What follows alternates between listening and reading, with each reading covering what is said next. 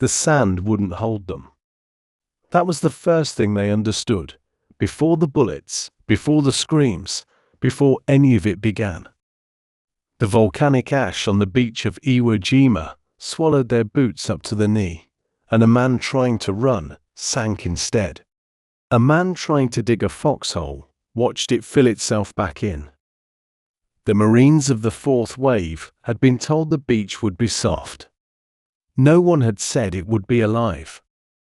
It was 9 in the morning on the 19th of February, 1945, and 20,000 American Marines were arriving on an island 8 square miles wide. The naval bombardment had been the largest in the history of the Pacific War. For 74 straight days, battleships had thrown shells onto Iwo Jima, and aircraft had dropped tons of explosives on a piece of rock the size of a small town. The men coming ashore had been told that nothing could have survived it. They had been told the Japanese garrison would be broken, dazed, easy. They believed it for about 40 minutes. For 40 minutes, the beach was silent. Not the silence of an empty place, the silence of a place that was waiting. The Marines kept landing, wave after wave, amphibious tractors grinding into the black sand, men spilling out, sinking, climbing, looking for cover that didn't exist. The terraces of ash rose above them like steps cut for someone else. Equipment piled up. Bodies eventually would pile up on top of the equipment. But for those 40 minutes, no one knew that yet. One Marine, lying flat against the slope, pressed his ear against the ground. He told the man next to him that he could hear something. A tapping. Faint, regular, mechanical. The other man told him to shut up and keep his head down. The tapping went on. It came from below them. Not from a building. Not from a bunker on the surface. From below. 8 months earlier, on the other side of the world, a Japanese general named Tadamichi Kuribayashi had stood on this same beach and looked up at the slope. He had been sent to defend an island that everyone in Tokyo, in Washington, already knew would fall. The question was not whether Iwo Jima would be lost. The question was how much it would cost. Kuribayashi was a quiet man, 53 years old, who had once been a military attaché in Washington and had written home to his wife that the United States was a country that should never be fought. Now he was on this island and he was going to fight it. He had ordered his men to dig. Not trenches. Tunnels. He had ordered them to carve 18 kilometres of tunnels through the volcanic rock beneath the island, connecting bunkers, command posts, hospitals, kitchens, sleeping chambers.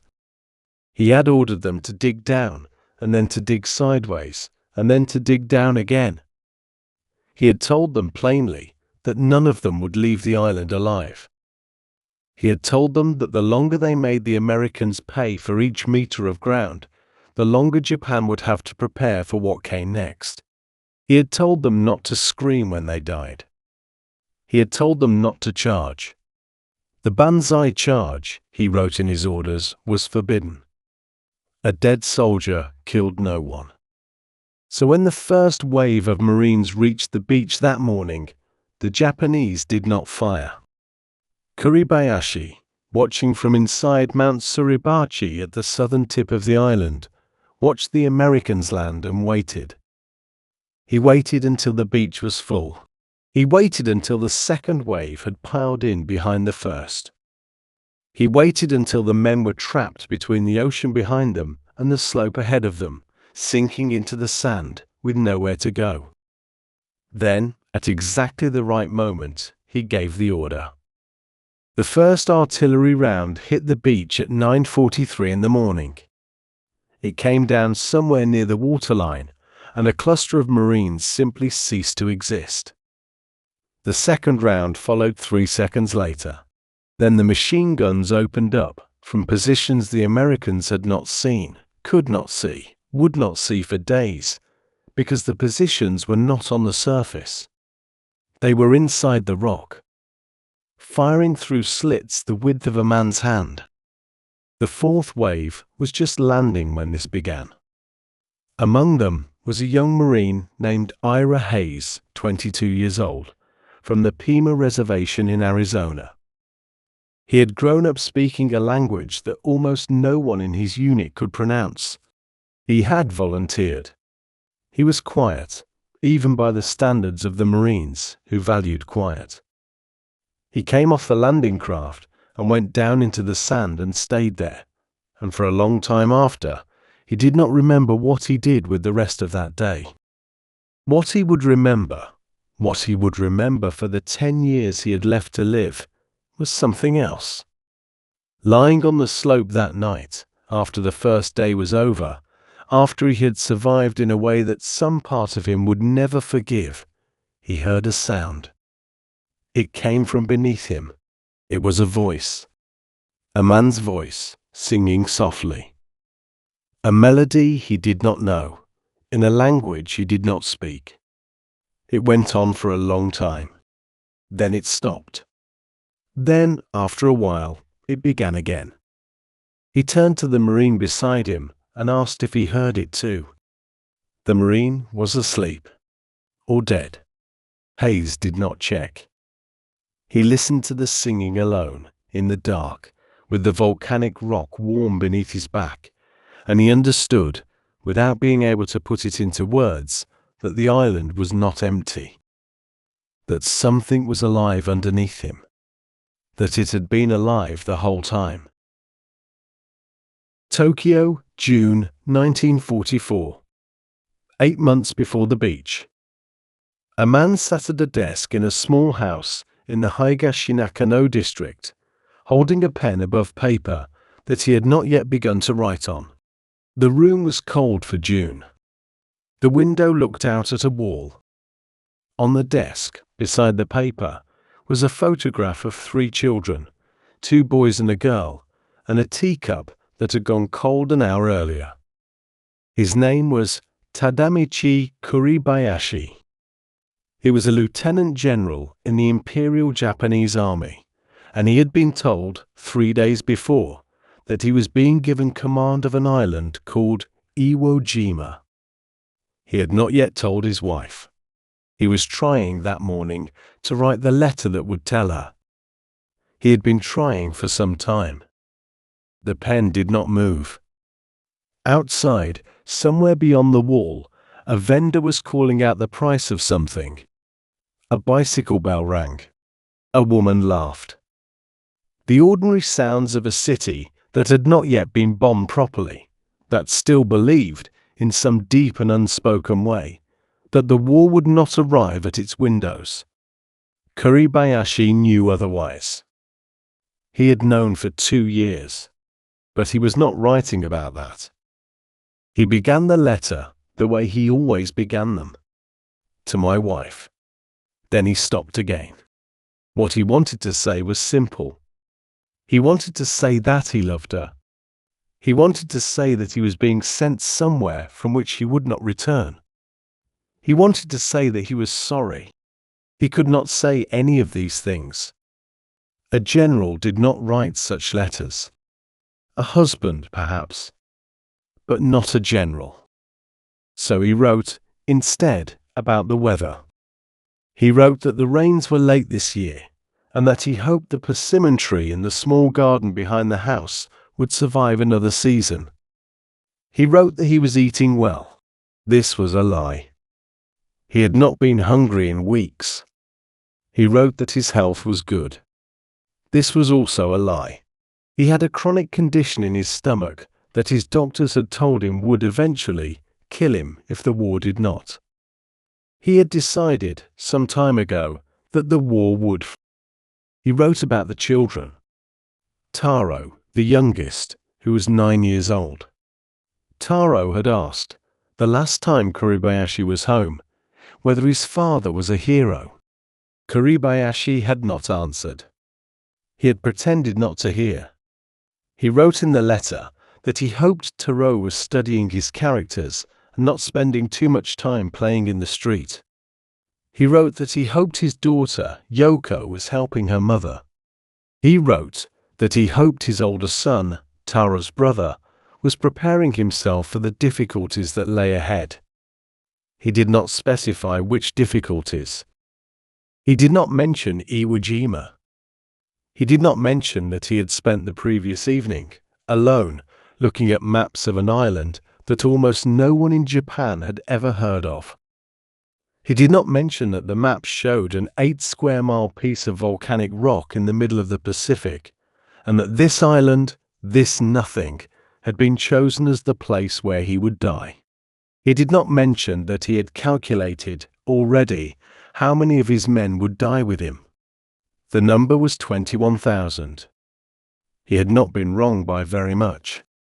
What he wrote, instead, near the end of the letter, was this: I have been thinking about the country we visited together when we were young, about the stations where we waited for trains, about the food we did not know how to order, about how strange it felt to be in a place where no one knew our names. I think about it more than you would expect. Tasked. I think about it almost every night. He had been to America. Twice. The first time as a young cavalry officer, in 1928, sent to study at Fort Bliss in Texas. The second time as a military attaché posted in Washington, where he had learned to drive a Chevrolet and had eaten his first hamburger, and had written home to Yoshii, his wife, that the United States was a country that should never be fought. Their factories, he had written then, make in 1 month what we make in a year. Their farms could feed an army the size of ours 3 times over. We must never go to war with these people. That had been 13 years before. He folded the letter slowly, with the same care he had once used to fold maps in the field. He placed it inside an envelope. He addressed the envelope to his wife. Then he did not send it. He sat looking at the envelope for some time. The light in the room had changed. The teacup was still on the desk. A neighbor's dog was barking, somewhere down the street. Kuribayashi placed the envelope inside a leather case that he kept beside the desk, a case in which he carried documents, orders, photographs, the small pieces of paper that had followed him through 30 years of military life. The letter would travel with him. If he found, on the island, that he could not bear to let it go unread, he would post it from there. If he found, on the island, that he had nothing more to add, he would carry it with him into the rock. He did not know yet which of these would happen. He suspected the second. He hoped, dimly, for the first. But hope, for him, was not a thing that mattered very much anymore. What mattered was the work ahead. What mattered was the 18 kilometres of tunnel that he had already begun to plan in his head, the corridors he would carve into a rock he had never seen, the men he would order down into those corridors, knowing none of them would come up. He stood from the desk. He went into the next room, where Yoshii was sewing a tear in one of Taro's shirts. She looked up.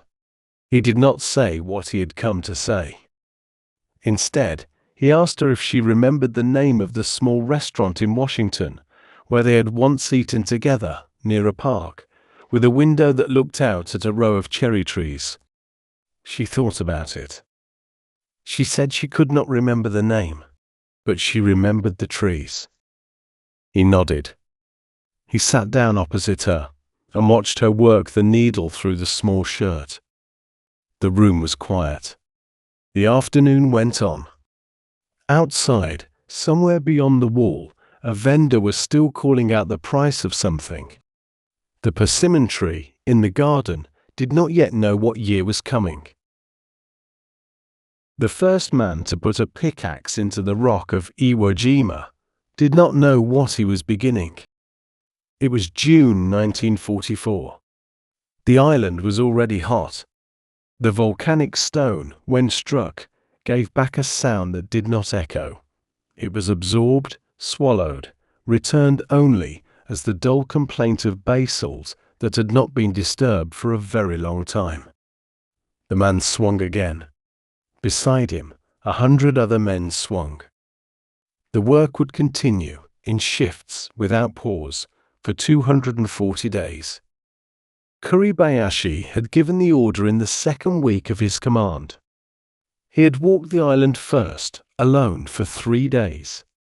He had stood at the summit of Mount Suribachi and looked out at the 2 beaches where, he already knew, the Americans would land. He had walked the northern plateau, where the rock was hardest, and the central terraces, where the ash gave way to stone. He had said almost nothing to the officers who accompanied him.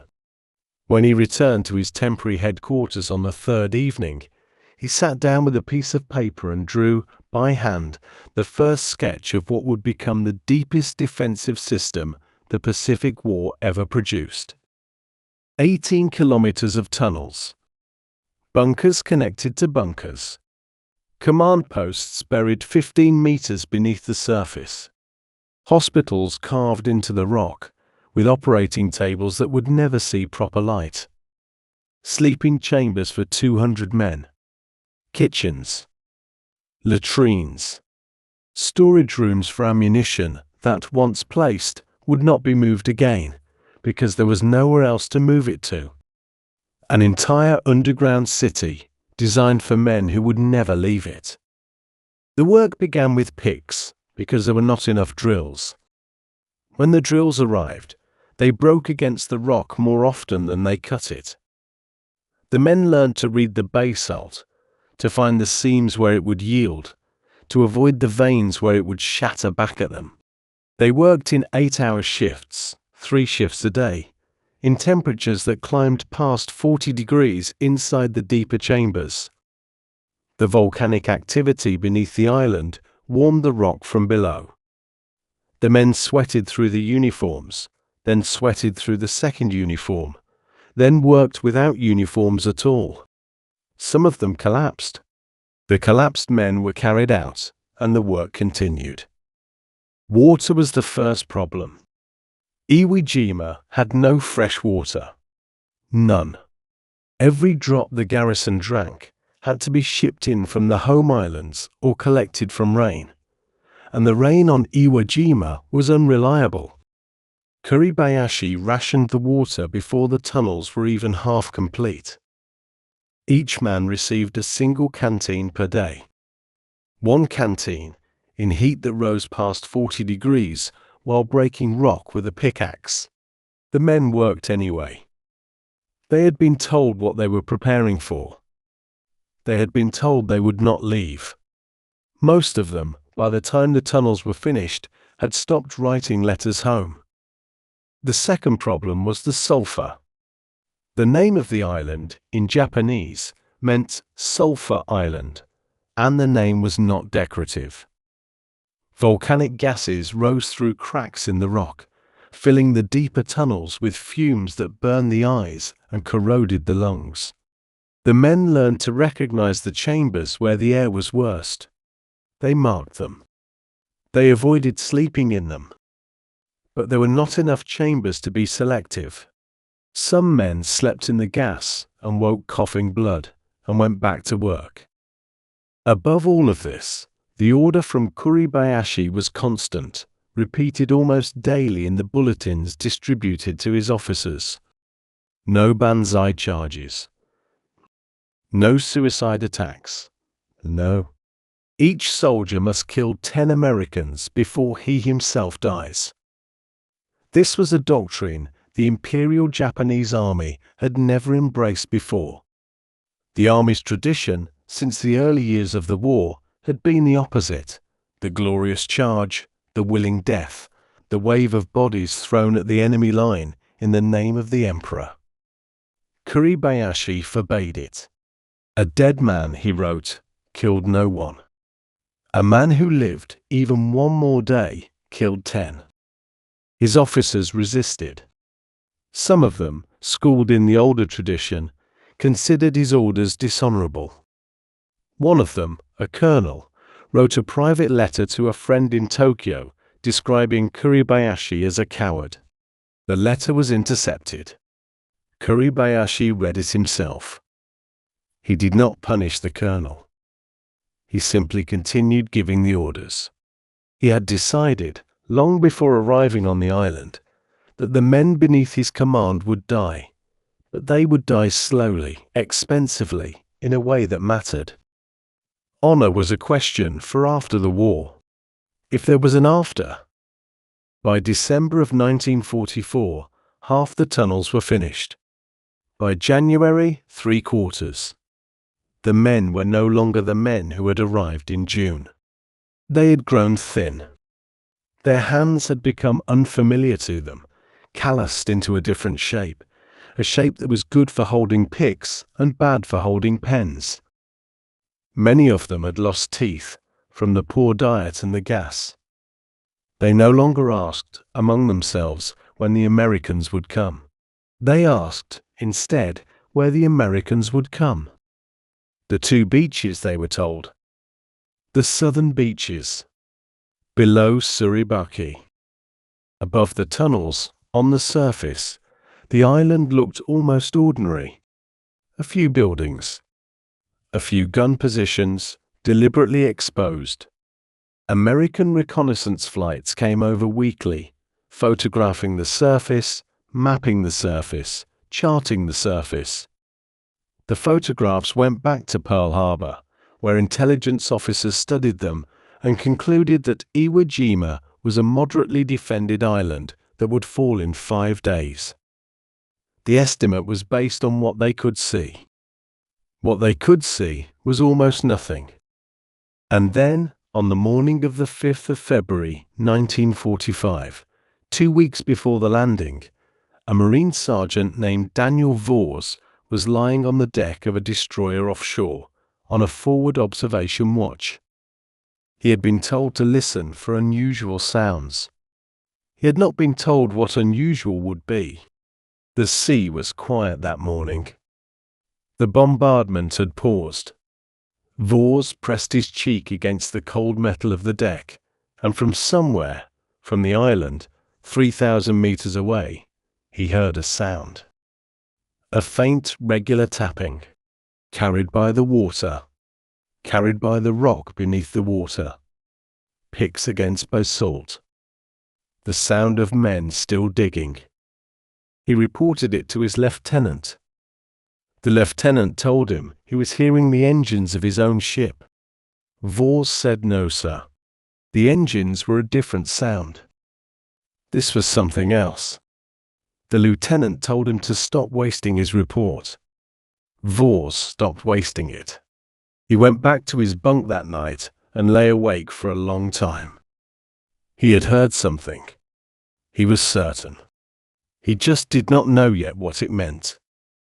It meant that beneath the 8 square miles of volcanic rock that the United States Marine Corps was about to invade, 21,000 men were finishing a city.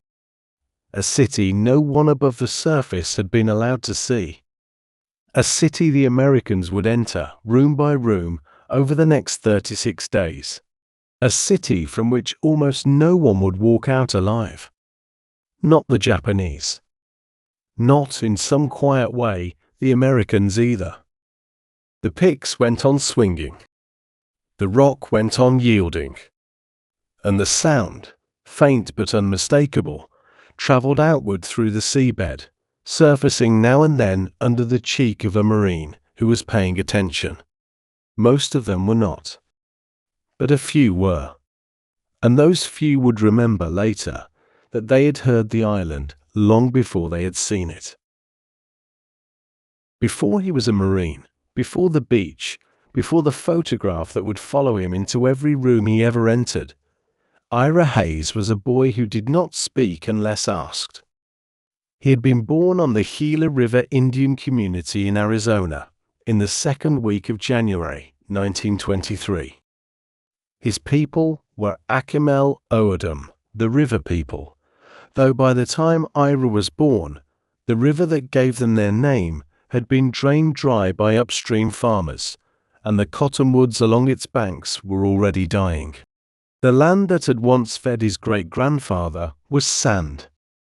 The reservation lived on whatever could survive in sand. His mother, Nancy, taught him to read before he started school. His father, Joe, was a sober man who worked when work was available. The Hayes family was Presbyterian, quiet, careful. Ira was the oldest of 6 children. He learnt early that the world preferred his silence to his voice. He gave it the silence. At school in Phoenix, the other children called him Chief. He did not correct them. He did well in his classes when he attended, which was not always. He read books at the back of the room while other students recited. A teacher once wrote on his report that he was a thoughtful boy with no apparent ambition. The teacher meant it kindly. Ira read the report and put it in a drawer and did not show it to his mother. The war came to him through a radio. The Hayes family did not own one, but a neighbor did, and on the afternoon of December 7, 1941, the neighbor came running down the dirt road to tell Joe Hayes that the Japanese had attacked the United States. Ira was 18 years old. He listened to the news from across a fence. He did not say anything. That night, at dinner, his mother asked him whether he was thinking of enlisting. He said he was thinking about it. She did not ask him again. He volunteered for the Marines in August of 1942. He chose the Marines because a recruiter had told him they were the toughest. He did not say why he wanted to be among the toughest. He may not have known. His tribal chief, hearing of the enlistment, gave Ira a name in Oadam that translated, roughly, as falling cloud. Ira accepted the name without comment. He carried it through training, through the Pacific, through the rest of his life. He never explained it to anyone. He went through paratrooper school at Camp Gillespie in California, where the instructors were uncertain what to do with him. He was a good shot. He was a good runner. He kept his uniform clean and his rifle cleaner. But he did not laugh at the jokes the other recruits laughed at, and he did not drink at the bars they went to on weekends, and when he was asked a direct question, he answered it in the smallest number of words that would do. The other Marines, in time, decided he was reliable. They did not decide he was a friend. Ira did not seem to mind. His first combat was on Bougainville in the autumn of 1943. He saw men he had trained with die in ways that did not match the descriptions in the manuals. He killed an enemy soldier at close range, with a knife, in a position so dark he never afterwards described what the man had looked like. He stopped writing letters home for a while, and then he started again, but the letters were shorter. He told his mother that the food was good. He told her the weather was warm. He did not tell her about Bougainville. By February of 1945, he was a private first class in the 28th Marines, 5th Division, on a transport ship steaming toward an island he had never heard of. The briefing officer pronounced the name Iwo Jima. Ira wrote it in his notebook. The officer said the operation would take 5 days. Ira wrote that down too. He did not believe it. He had stopped believing such estimates after Bougainville, but he wrote it down. The fourth wave hit the beach at 9:20 on the morning of the 19th of February. Ira came off the landing craft with his rifle over his head and the sand closing around his legs and the air full of sounds he could not separate from one another. Somewhere in the next 2 hours he was wounded. A piece of shrapnel opened his cheek, not deeply, but enough to bleed through his collar. He did not stop. He climbed the first terrace. He climbed the second. By nightfall, he was 400 meters inland. in a shallow depression in the volcanic ash, with 3 other Marines, 2 of whom he did not know by name. The third one, beside him, was a boy from Kentucky called Harlem Block. Harlem was 19. He had told Ira, on the ship, that his mother had dreamed 3 nights running that he was going to die on this island. Ira had said nothing. Now Harlan was asleep beside him in the ash, his rifle across his chest, his breathing slow and even. Ira was not sleeping. He could not sleep. The volcanic rock beneath his back was warm, warmer than it should have been, warm in a way that suggested something underneath it was alive. He turned his head to the side and put his ear closer to the ground, and he listened. At first, there was only the ordinary noise of the night, distant gunfire to the north, the murmur of the sea behind him, the breathing of the men beside him. Then, beneath all of it, he heard something else. A voice. A man's voice, somewhere underneath him, singing very softly. The melody was strange to him. The language was strange to him, but the voice was unmistakably a voice, and unmistakably alive, and unmistakably below the rock. He listened for a long time. The singing went on and stopped, and after a while began again. He turned to wake Harlan, to ask if he heard it too, but Harlan was deeply asleep, and Ira did not have the heart to wake him. So he listened alone. The volcanic rock kept its warmth against his back. The voice kept singing. Uri Hayes, 22 years old, son of the river people, lay in the ash of an island that had no river, and listened to a man he would never see sing a song he would never understand. He stayed awake until the sky began to turn grey. The voice did not stop until the light came. Then it stopped. And Ira understood, without being told, that whoever had been singing was now sleeping, somewhere underneath him, in a place he could not see. Before we go further into the rock, a small thing. Wherever you are listening from, whatever city, whatever room, whatever hour shows on your clock right now, that hour is yours. The men on this island had lost theirs. They no longer knew, after the 5th day, whether it was morning or evening above them. The tunnels did not show light. The watches stopped, one by one, from the dust and the heat. So if you have a clock and a window and a sense of what time it is, that is something they would have given a great deal to keep. Stay with us. The story continues underneath. By the 5th day, the Marines on Iwo Jima had begun to learn the sounds of men they would never see. It happened slowly, almost without their noticing. A Marine pressed against a rock outcrop for cover would hear, beneath him, a cough. Then perhaps an hour later, the same cough. Same rhythm. Same dry catch at the end. And the Marine would understand, without wanting to understand, that there was a particular man beneath him, a specific man, with a specific lung problem, and that this man was alive and breathing and very close. They began to give them names in their heads. A radio operator named Vince Caputo in the 4th Division sector listened for 3 nights to a Japanese voice that prayed at exactly the same hour each evening. The prayers were short. The voice was young. Caputo started calling him the priest. The priest. He told no one. On the 4th night, the prayer did not come. Caputo waited for an hour. Then another.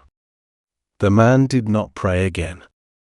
Caputo never knew what had happened to him, but for the rest of his life, when he heard certain prayers in certain churches, he would think of a voice he had only ever heard through volcanic rock. This was the war that the briefing officers had not described. No one had told these men they would be fighting an enemy they could hear but never see. No one had told them that the enemy would have a cough, a prayer, a song, a way of clearing his throat at the same hour each morning. The enemy was supposed to be abstract, an idea, a target. Instead, the enemy was a man who had bronchitis and was trying not to give away his position with the noise of it. The Japanese, on their side, were learning to listen too. Inside the tunnels, the rhythm of American boots on the rock above became a kind of language. A heavy cluster of footfalls meant a patrol. Boots that paused and resumed meant a man checking a map. Boots that ran meant something had gone wrong above. The Japanese soldiers, lying flat against the cool basalt to escape the heat, began to know the moods of the men hunting them by the way they walked. Kuribayashi, in his command bunker 15 meters beneath the surface, kept a small notebook in which he recorded the sounds he heard. Boots, number, rhythm. Engines, distance, type. Voices, language, tone, whether the men above sounded confident or afraid.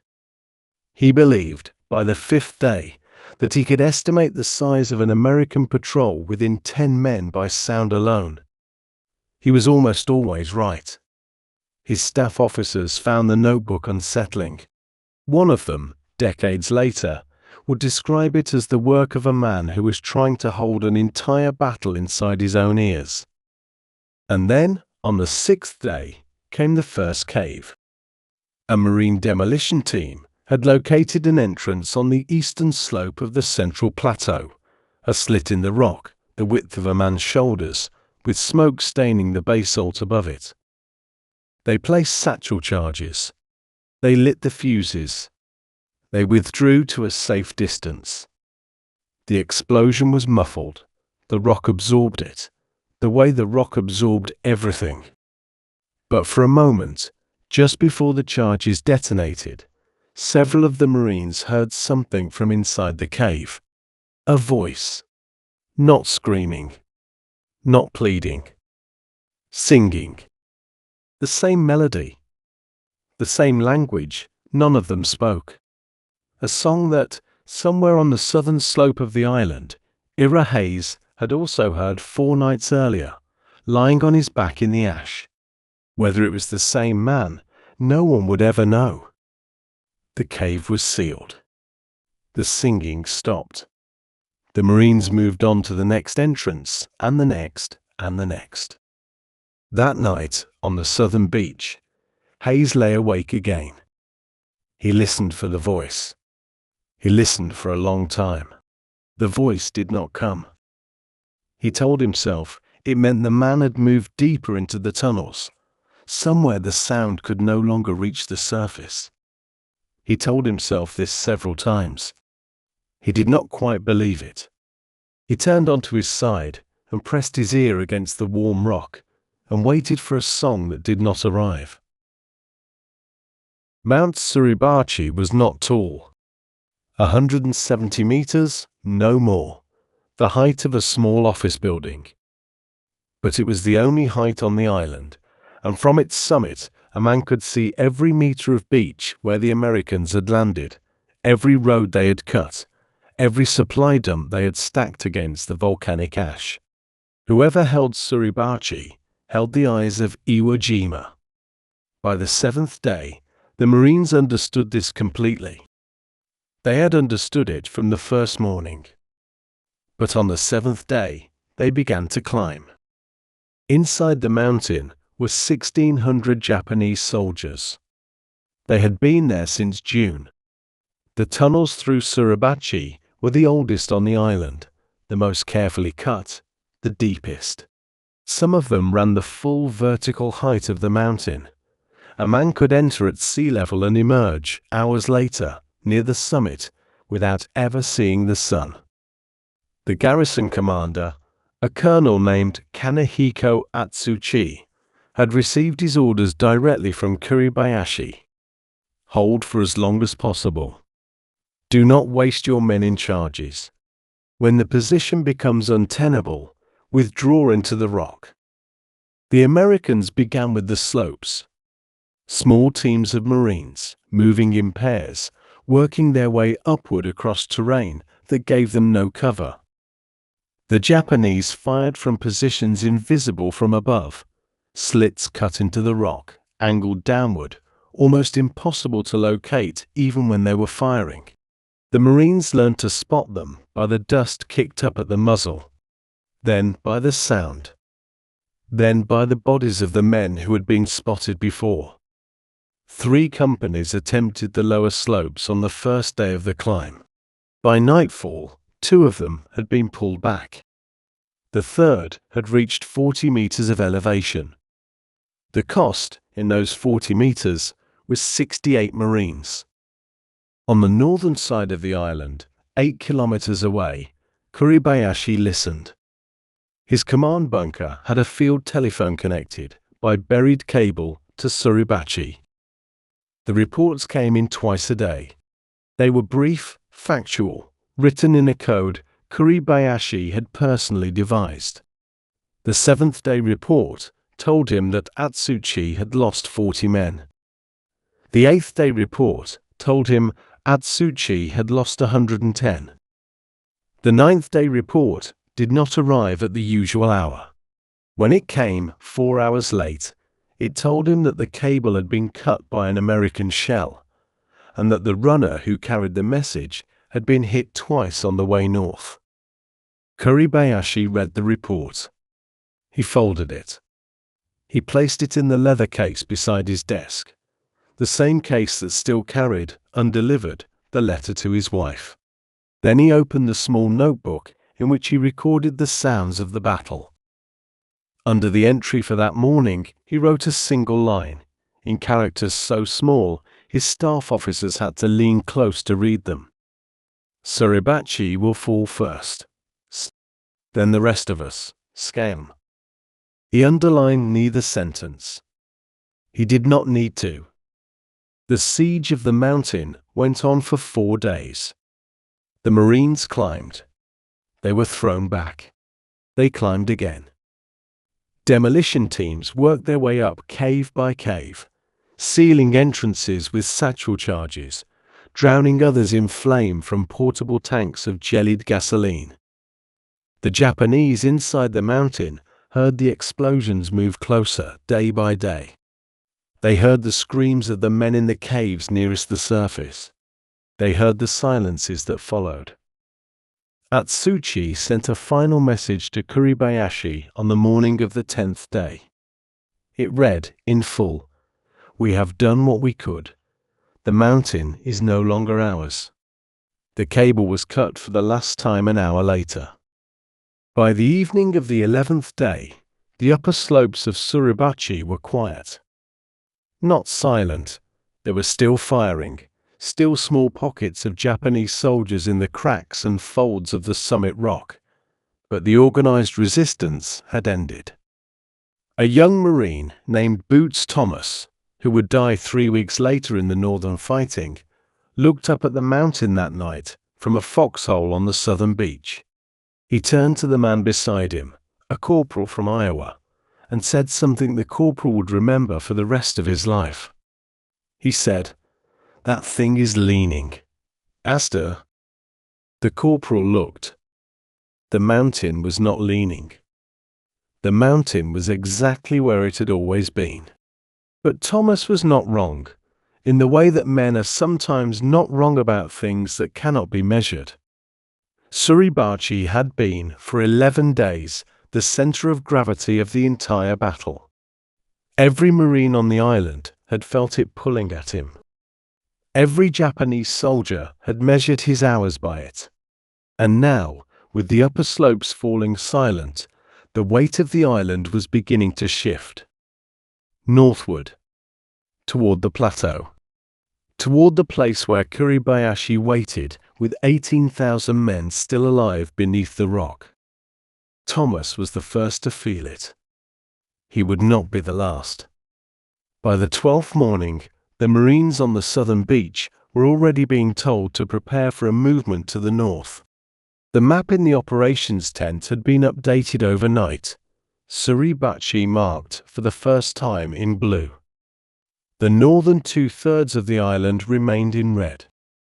Most of the red would still be red 4 weeks later. That night, in his bunker, Kuribayashi did something he had not done since arriving on the island. He took the letter to his wife out of the leather case. He did not open it. He simply held it. He looked at the address on the envelope for a long time. Then he placed it back in the case and closed the case and turned to the maps on his desk. The maps showed the northern plateau, the place where, by his own calculation, he had perhaps 3 weeks left. Perhaps less.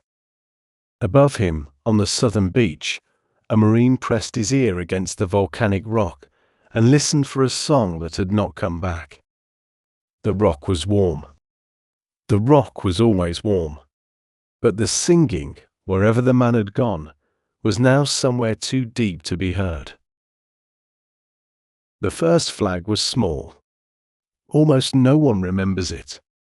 It went up at 10:30 on the morning of the 23rd of February, carried to the summit of Suribachi by a 40-man patrol who had been told simply to climb the mountain and see what was at the top.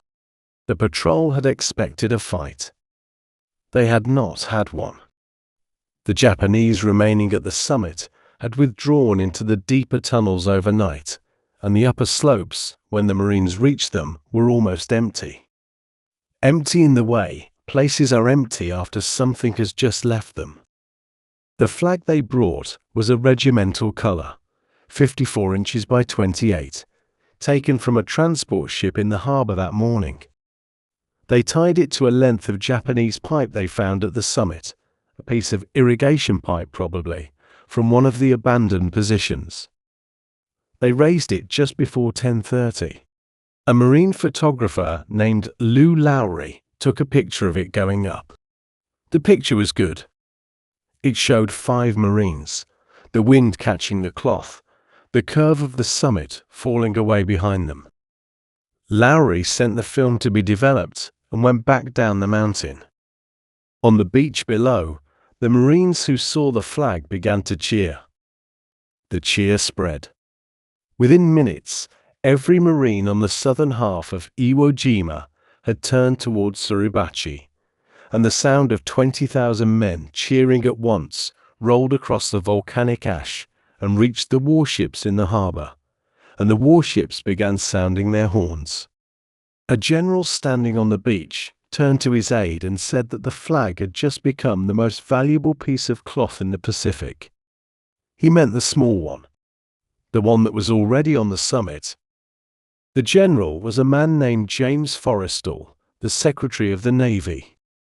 He had come ashore that morning to watch the battle. When he heard the cheering, he decided he wanted the flag.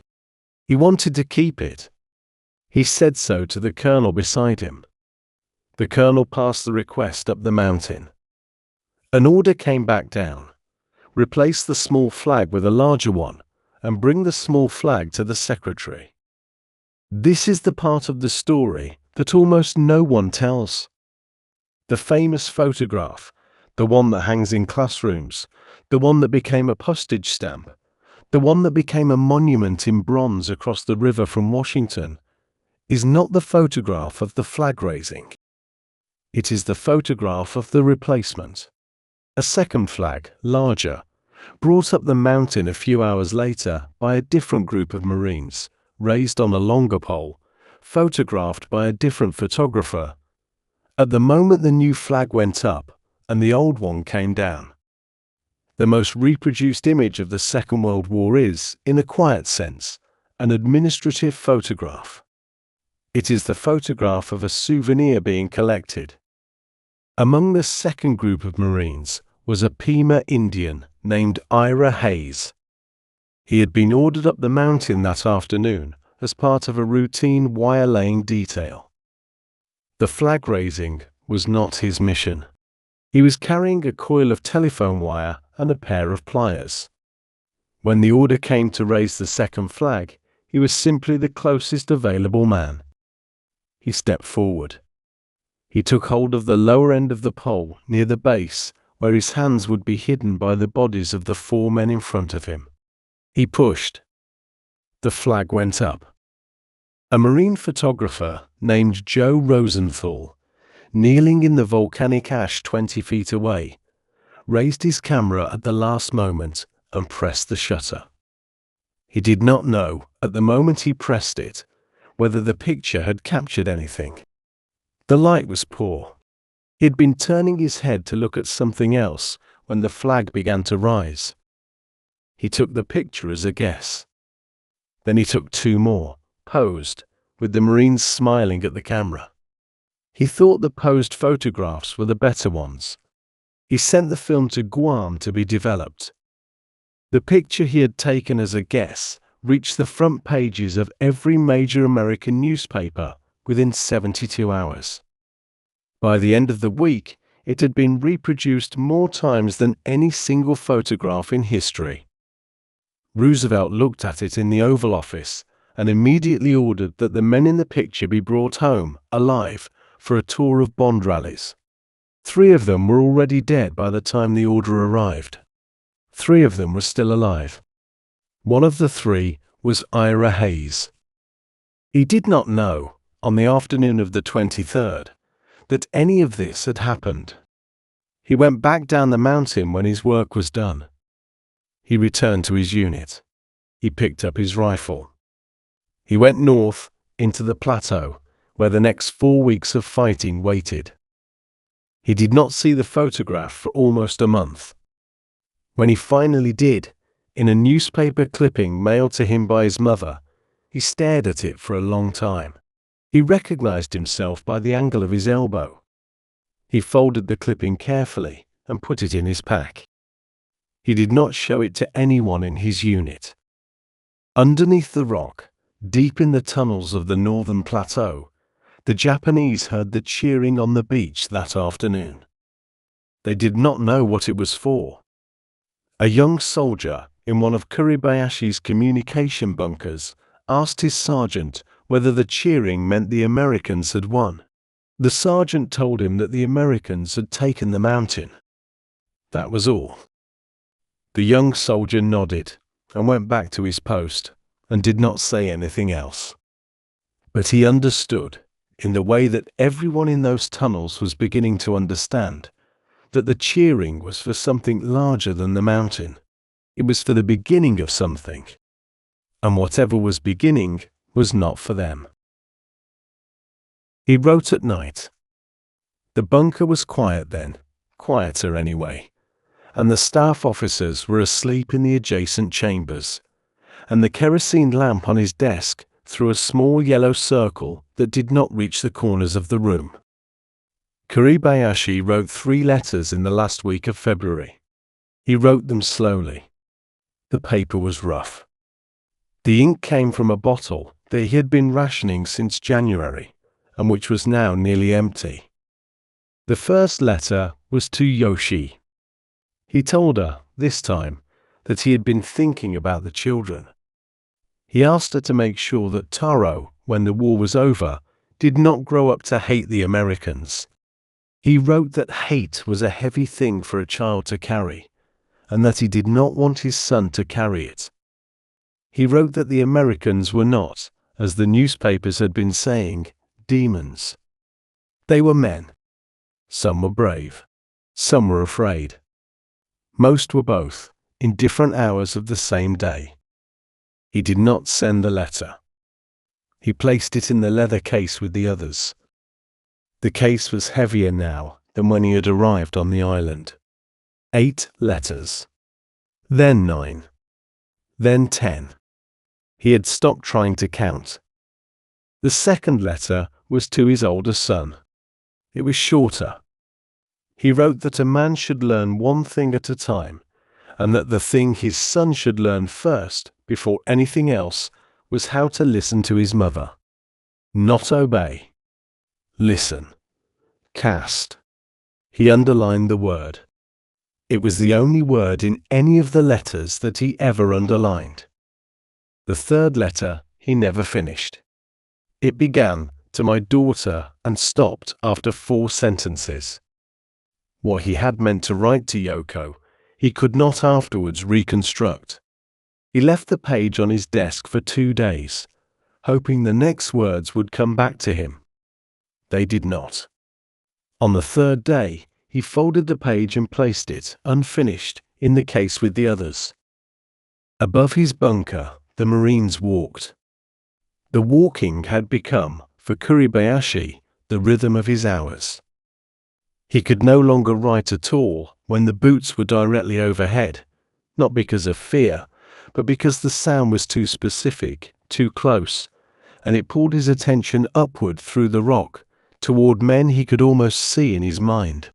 He had begun to count them. 23. 24. 25. A patrol of that size meant a routine sweep. 40 meant something larger was being prepared. Fewer than 10 meant scouts, looking for entrances they had not yet found. One night, in the last days of the month, the count reached 52. Kuribayashi put down his pen. He listened. The boots passed slowly overhead, paused, resumed, passed again from the other direction. A staff officer came in to ask whether the general wished to send any orders to the northern positions. Kuribayashi did not answer immediately. He was still counting. When he reached 52, he stopped. He told the officer that no orders were needed tonight. The officer left. For a long time after that, Kuribayashi simply sat at the desk. The lamp burned. The boots above moved on and were replaced by other boots, and the other boots were replaced by silence, and the silence was replaced again by boots. Somewhere in the 3rd or 4th round of this, Kuribayashi understood something he had been avoiding understanding. He understood that he had stopped counting because the number no longer mattered. Whether the patrol above was 20 men or 50 or 200, the result would be the same. They would find the next entrance. They would seal the next cave.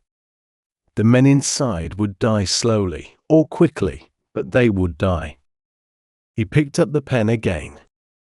He looked at the unfinished letter to his daughter. He looked at the empty space on the page, the space where the rest of the letter should have been. He did not write. He sat with the pen in his hand, and the page in front of him, and the boots passing overhead, and he understood finally that the silence after the boots was the only thing on this island that still belonged to him. Everything else had been counted. Everything else had been measured. The silence was his. He blew out the lamp. The room went dark. Above him, the boots kept walking.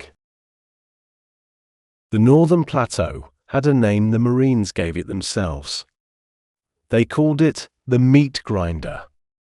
No one wrote the name on any official map. No officer used it in a briefing. But by the end of the 2nd week, every Marine on the island knew where the Meat Grinder was, and every replacement coming ashore learned the word before he learned the name of his own platoon sergeant. It was 3 small features, taken together. A hill the maps called Hill 382, a depression called the Amphitheatre, and a rocky outcrop called Turkey Knob. The 3 of them formed a triangle, no more than 400 meters on a side, on the eastern half of the northern plateau. Inside that triangle, the Japanese had concentrated their heaviest remaining defenses. Bunkers reinforced with concrete. Pillboxes mounted on hidden tracks that allowed them to retract into the rock between firings. Mortar positions that could not be located by counter-battery fire because they fired only once, then moved. The Marines reached the edge of the triangle on the 1st of March. They were still there on the 10th. The line on those 9 days moved forward in some places by less than 50 meters. In other places, it moved backward. A company that had landed on the beach with 240 men reported, on the 8th of March, an effective strength of 31. The company commander was 23 years old. He had been a second lieutenant on the morning of the landing. By the 8th of March, he was the senior surviving officer in his battalion. Hayes was in the meat grinder for 6 of those 9 days. His unit had been moved north in the last days of February, after Suribachi. He did not at any point mention to anyone that he had been in the photograph. The newspapers had already arrived in the South Pacific. Some of the Marines in his platoon had seen the picture. A few of them had recognized him. When they asked, he answered briefly and changed the subject. One man, on the second day in the triangle, told him that he must be famous now. Hayes said he did not feel famous. He felt cold. The man laughed. Hayes did not. At night, in the foxholes around Turkey Knob, he listened. The volcanic rock here was different from the rock at the southern beach, denser, harder, and the sounds that came through it were less clear. But he listened anyway. He pressed his ear to the stone, the way he had on the first night, and waited for a voice. A voice he could now describe, if anyone had asked him, in some detail. The pitch. The slight catch on the held notes. The way the singing had sometimes paused for breath, as if the man underneath were tired but unwilling to stop. The voice did not come. It did not come on the first night in the north, or the second, or the third. By the fourth night, Hayes had stopped expecting it. What he had not stopped doing was listening. He listened for absence, the way a man listens for a presence, leaning toward the silence, waiting for something inside it to confirm that it was empty. The silence never confirmed anything. It simply continued. On the 5th night, a young replacement in his foxhole, a private 18 years old, who had arrived on the island 2 days earlier, asked Hayes what he was doing with his ear against the rock. Hayes considered the question. He told the boy that he had thought he heard something. The boy asked him what. Hayes said it didn't matter now. The boy nodded and lay back, and after a while fell asleep. Hayes did not sleep. He understood, with a clarity that surprised him, that the silence was worse than the singing had been. The singing had been a problem of distance, of language, of an enemy who had become a man. The silence was something else. The silence meant that the man was no longer alive, or that he was alive in a place so deep that no sound from him could reach the surface. Hayes could not decide which possibility he preferred. He suspected after a while that he preferred neither. Above the foxhole, the sky was clear.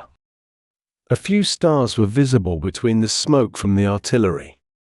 Somewhere to the south, behind him, Mount Suribachi was a dark shape against a darker sky. Hayes did not turn to look at it.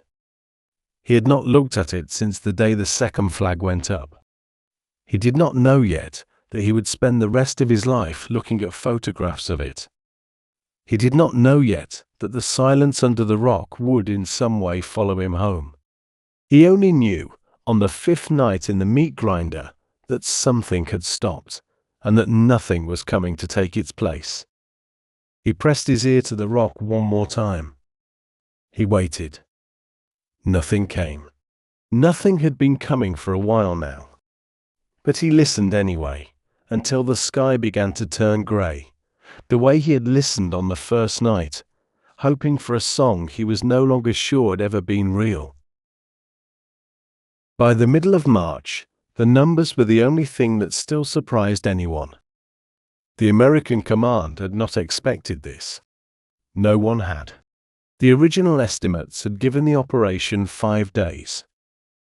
They were now in day 23, and the northern third of the island was still in Japanese hands, and the casualty reports coming in from the field hospitals were beginning to look like the casualty reports from a different kind of war altogether.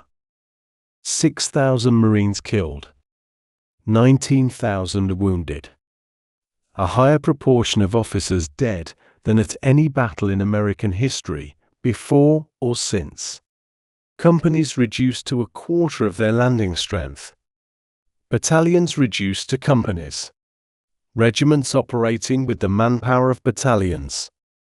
The Marine Corps, which had landed on Iwo Jima with 70,000 men, was now bleeding out across 8 square miles of volcanic rock, at a rate that, if extrapolated, would have ended the Corps within 60 days.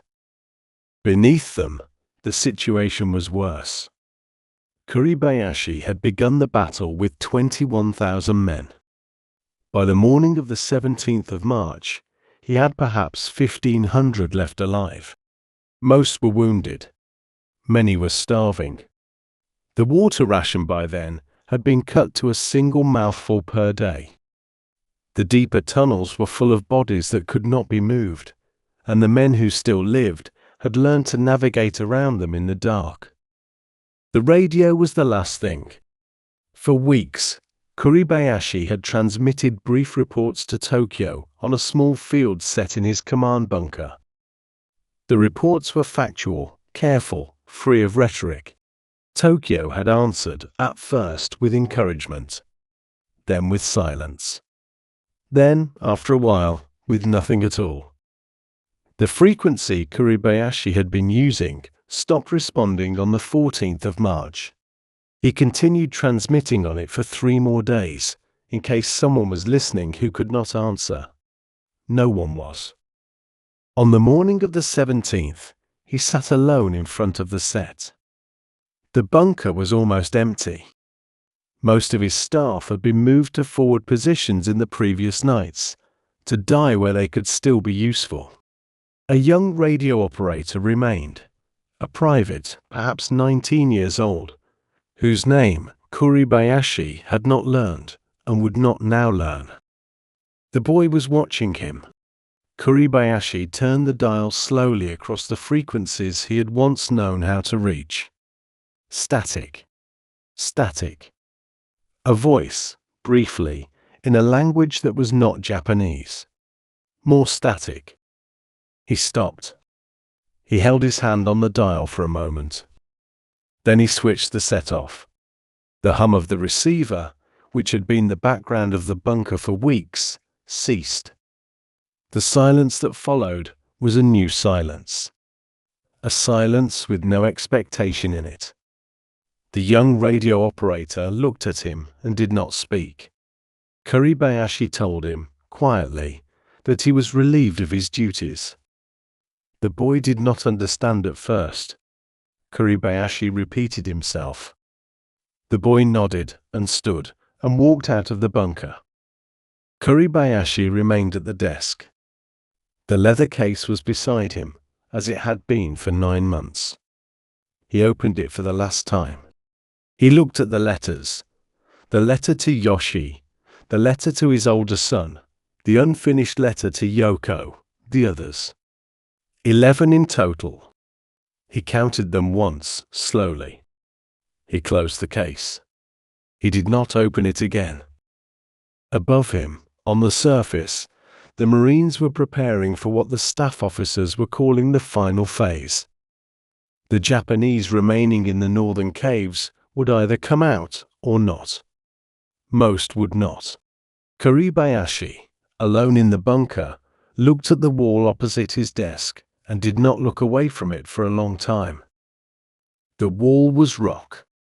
The rock was warm. The rock had been warm since the day he had arrived. It would be warm for a long time after he was gone. A small thing, before we go further down. If this story has carried you this far, through the sand, through the tunnels, through the silence that followed the singing, that is something the archive notices. A subscription, a comment, a like. None of these are urgent. They are simply how a quiet channel keeps existing. a small gesture that weighs more than it should. The story continues underneath. The flamethrower had been the answer almost from the beginning. The Marines had understood, by the end of the first week, that the caves of Iwo Jima could not be cleared by men going into them. A man entering a cave was a man who would not come out. The Japanese inside knew the geometry of the dark. The Marines did not. So the Marines stopped trying. What they did instead was bring fire. A flamethrower operator carried 60 pounds of pressurized fuel on his back, connected by a hose to a wand that he pointed into the entrance of a cave and held until the fuel ran out.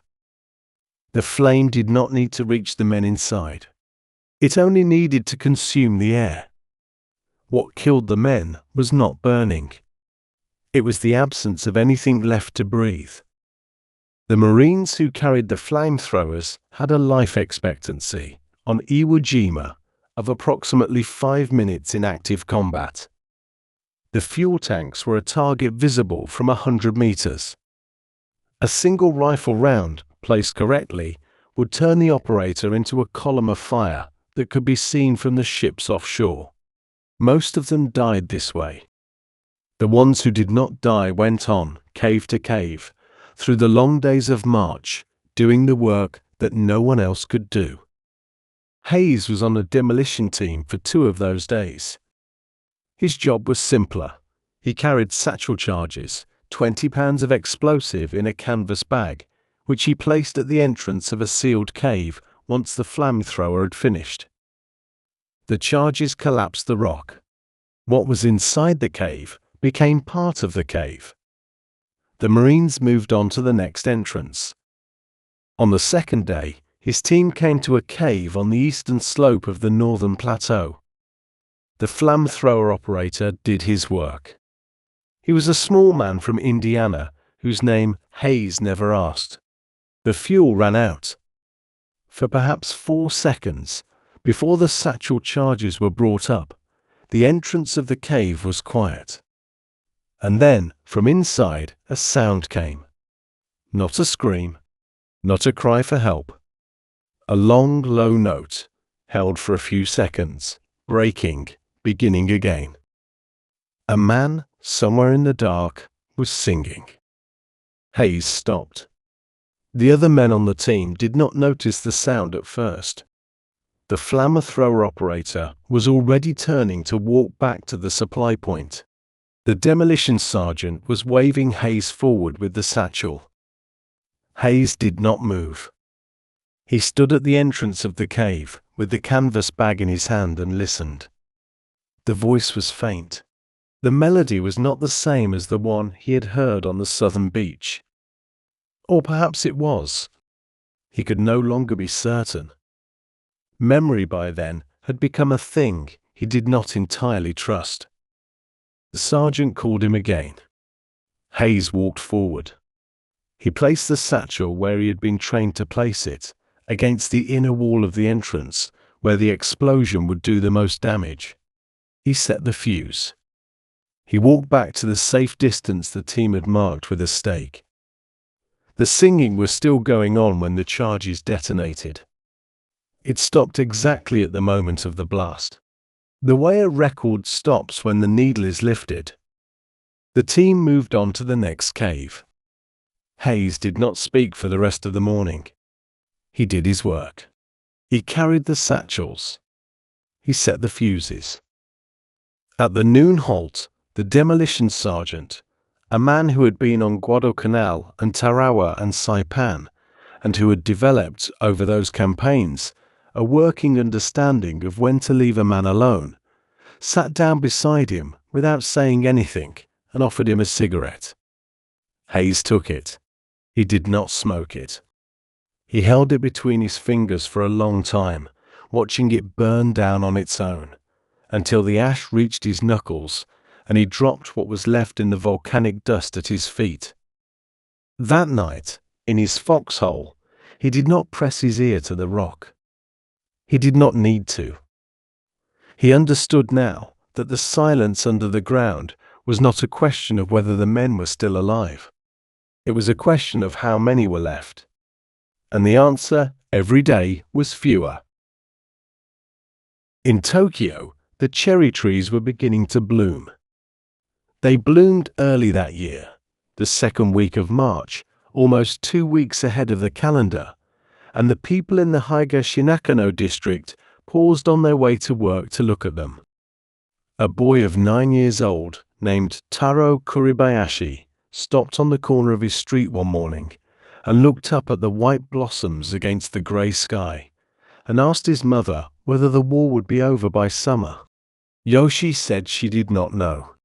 She said it the way she had learned to say it. Without certainty. Without hope. Without anything that might catch in the boy's memory and stay there. The newspapers had begun to mention Iwo Jima 2 weeks earlier. At first, the mentions were small. A line on the 3rd page. A reference in passing to Asta, the brave defenders of an island in the southern seas. Then the mentions grew. By the first week of March, Iwo Jima was on the front page. By the second, the headlines had begun to use a word that Yoshii recognized from her husband's letters. Inevitability. Task. She started hiding the newspapers. Not from herself. She read them after the children were asleep, in the small kitchen at the back of the house, with a single lamp and the sound of the rice cooker as company. She hid them from Tarō. The older boy, 16 now, already knew. The girl, Yoko, was old enough to understand and young enough not to ask. But Tarō was at the age where a boy looks for his father in every uniform that passes on the street, and Yoshii had decided, without ever quite naming the decision, that he would not learn what was happening from a newspaper. He would learn it from her. Or perhaps he would not learn it at all, and the war would end before the question came. Tarō asked anyway. He asked every morning. Sometimes he asked at breakfast, "Is there a letter from father today?" Sometimes he asked on the way to school, "Do you think father will come home for the cherry blossoms?" Sometimes he asked at night, when Yoshii was sitting beside his bed in the small room he shared with his brother, and the lamp was already out, and the question came as a shape in the dark. "Mother, where is he?" She had answers for the morning questions. She had answers for the noon questions. The night questions were the difficult ones.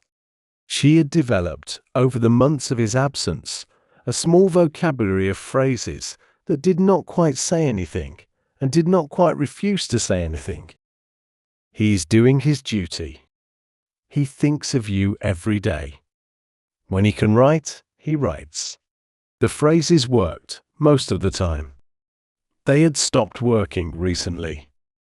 Tarō had begun to listen to her answers in a way that suggested he understood what they were not saying. The last letter from Kuribayashi had arrived in late January.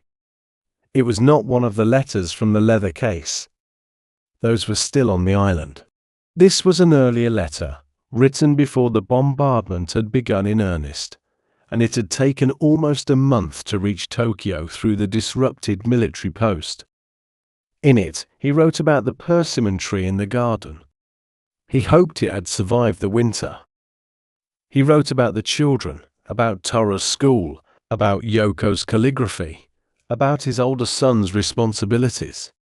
He wrote about a small restaurant in Washington, near a park, with a window that looked out at a row of cherry trees. He wrote that he could not remember the name. He wrote that he wished he had asked her the name when he had the chance. Yoshii had read the letter 4 times the day it arrived. She had read it once, then sat with it for an hour, then read it again. She had understood, on the 3rd reading, that her husband was saying goodbye.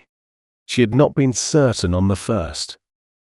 The 4th reading had only confirmed what the 3rd had told her. She had folded the letter that night and placed it inside a small wooden box on the high shelf in the kitchen, a box where she kept the things she could not throw away and could not keep where the children might find them. The box was almost full now. The letter was the last thing she had added to it.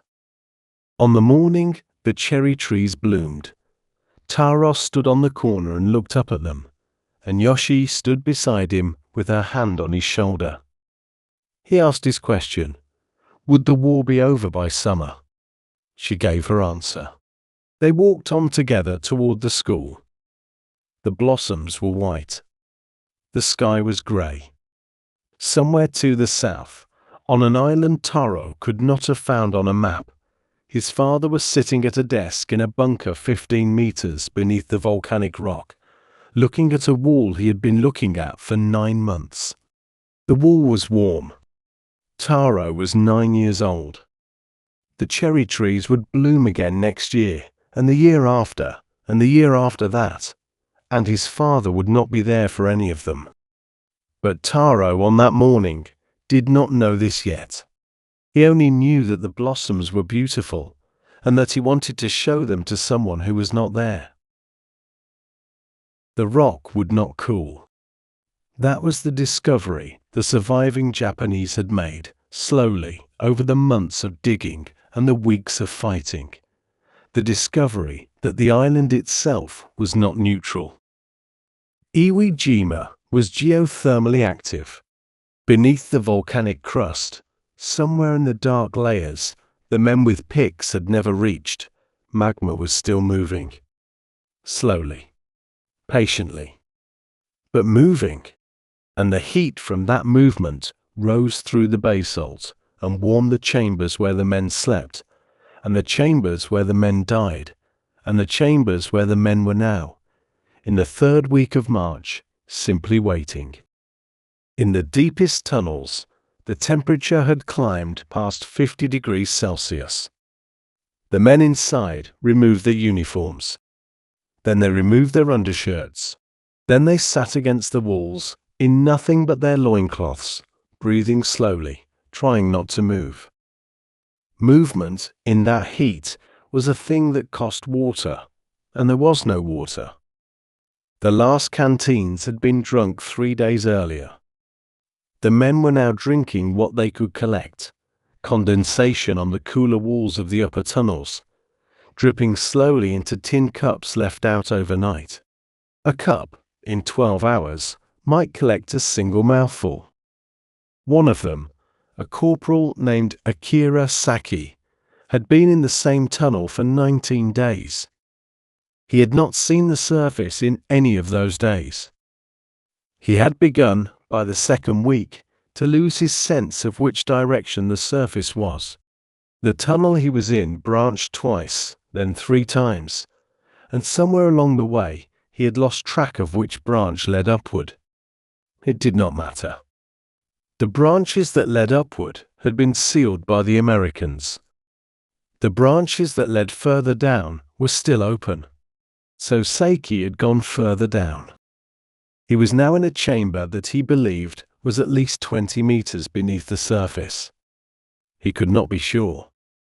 The chamber was small, perhaps 3 meters by 4, and contained 11 other men, 2 of whom were already dead. The dead men had been moved to the corner of the chamber farthest from the entrance. The living men did not look at the corner. They sat against the walls and listened. What they listened for was the rock. The rock had begun, in the last few days, to make a sound. A small sound, almost too small to hear, a low creaking, a settling, the kind of sound that wood makes in a house at night. The rock was speaking. Saki had started keeping count of the noises. He thought there was a rhythm to them. He could not be sure. Heat, by then, had begun to do things to his thinking that he could not reliably correct for. Above the chamber, somewhere on the surface, the Marines walked. Saki could no longer hear them. The men in his chamber had been below the threshold of audible sound for several days now. What he could hear instead was the breathing of the 11 other men. Slow. Heavy. shallower than it had been a week ago. One of the men, on the far side of the chamber, had begun to make a sound when he exhaled, a thin whistle, high in his throat, that suggested something inside him had stopped working properly. No one mentioned it. Mentioning it would not help. Seiki touched the wall beside him. The basalt was warm. Warmer, he thought, than yesterday. He had no thermometer to confirm this. He had only his hand, and his memory of yesterday's hand against yesterday's wall, and these were not reliable instruments.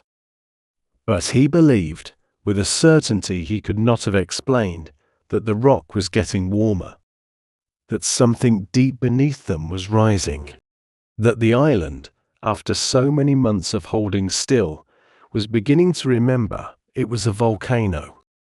He thought about his wife. He had been married for 2 years. She lived in Osaka. He had not written to her since January. He thought about the small room they had shared, and the wooden floor of it, and the way the floor had felt cool against his feet on summer mornings. Cool. The word was strange to him now. He could remember what cool meant. He could not remember what it felt like.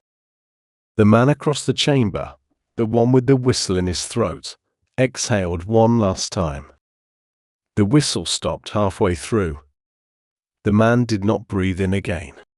Seiki noted this without surprise.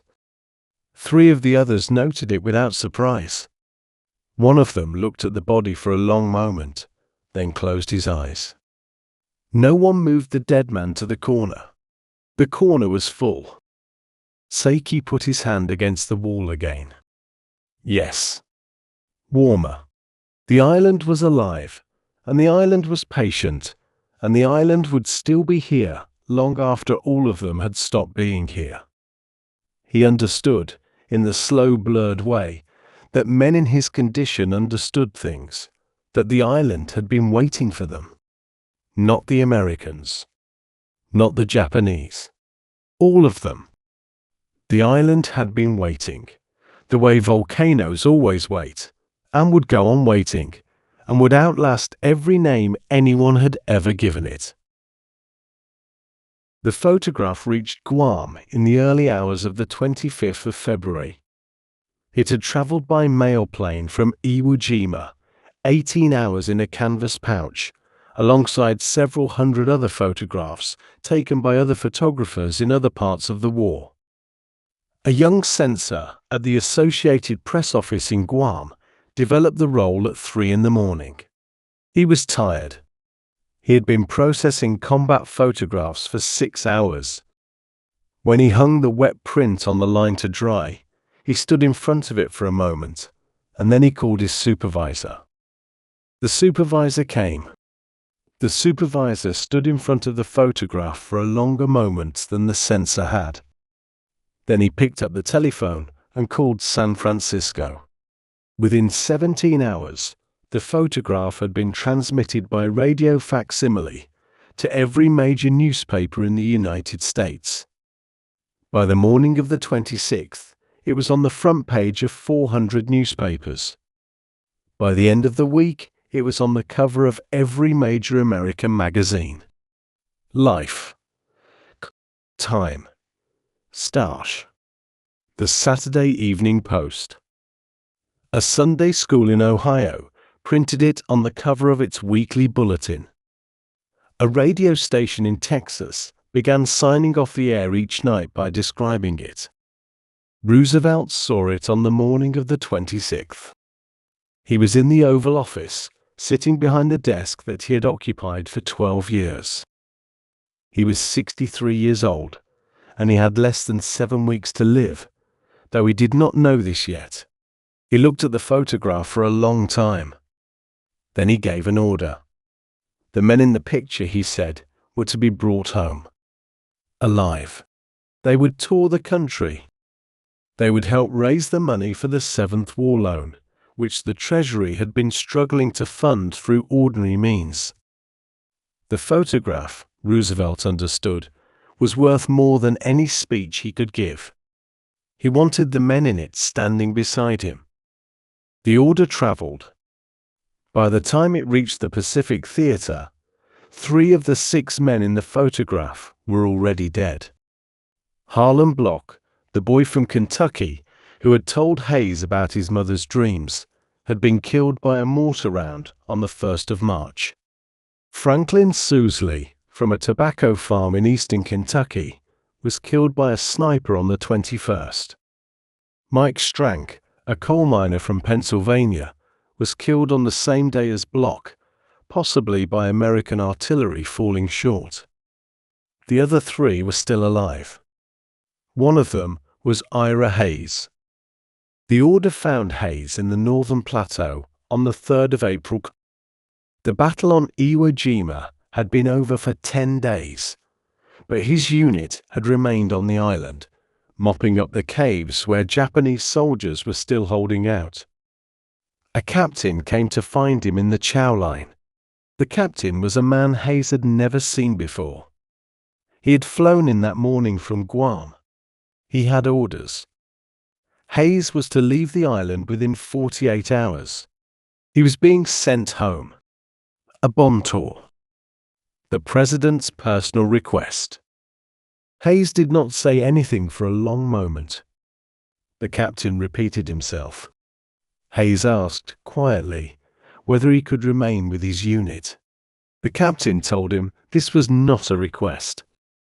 Hayes asked again. He said the men in his platoon had been together since New Caledonia. He said he did not want to leave them. The captain told him, with what may have been kindness, that the men in his platoon were almost all dead, and that the survivors would understand. Hayes did not answer this. He picked up his mess kit. He walked away from the chow line. He went back to his foxhole. He sat there for the rest of the afternoon. That evening, he wrote a letter to his mother. It was the longest letter he had written from the Pacific. He told her he was coming home. He told her he did not want to.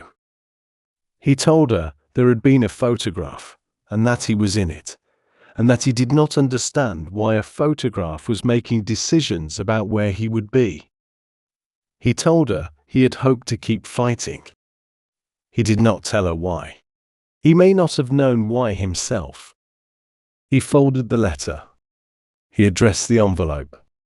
He gave it to a runner the next morning, and the runner took it to the mail point, and the letter began its long journey toward a small house on the Gila River Reservation in Arizona, where his mother would receive it 11 days later, and would read it sitting at the kitchen table, and would understand things her son had not put into words.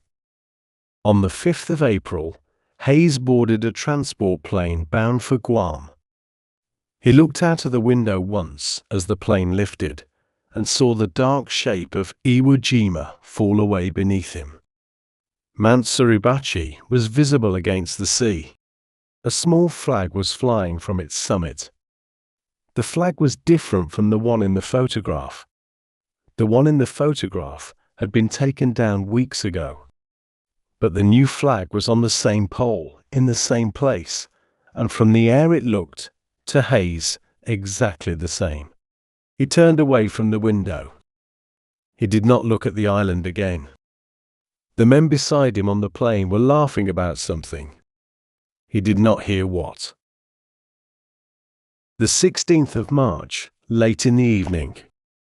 Kuribayashi sat in front of the radio set. He had switched off 6 days earlier and switched it back on. The hum returned to the bunker.